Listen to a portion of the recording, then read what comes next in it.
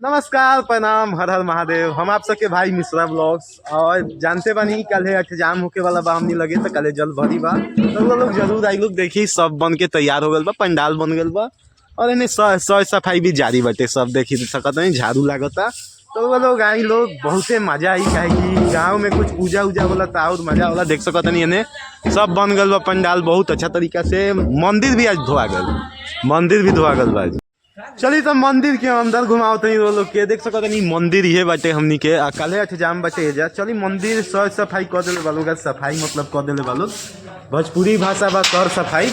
देख सको तनी अभी लड़का लागल बा अनसन काम पर, अपन सफाई सफाई हो चुकल बा, मतलब थोड़ा सा बचल बताइए सब लड़का मिलके मतलब आई लोग कल बहुत मजा आई। लोग के निमंत्रण बाटे, जितना लोग भी हमारे वीडियो देखा था नहीं सबनी के निमंत्रण बाकी कल आई लोग जाम में शामिल हो के लोग पुण्य के बागी बन लोग। देख सको तनी मंदिर के पूरा चकचका देवे वालों नीचे ऊपर।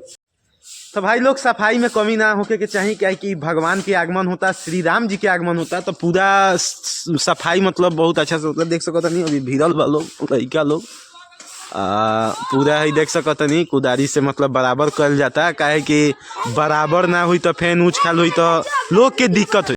आप देख सकत नहीं कुदारी से बराबर कर जाता, काहे कि लोग के दिक्कत ना होके यही चलते पूरा बराबर कर जाता। देख सकत नहीं, चलिए सामने चल जाओ, सब यही जा हुई भगवान जी के पूरा पूजा पाठ हुई यही जा, हरे राम हरे कृष्णा हुई 24 घंटा के अखंड अष्टजाम पर सब कोई भीड़ल वालों के जा।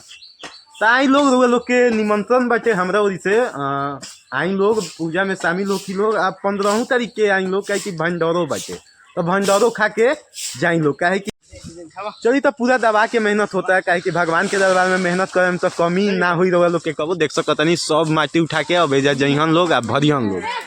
तो चलिए मिनी ब्लॉग के कहतनी समाप्त, मिलल जाई कल जल भरी में। तब तक के लिए जय हिंद जय भारत।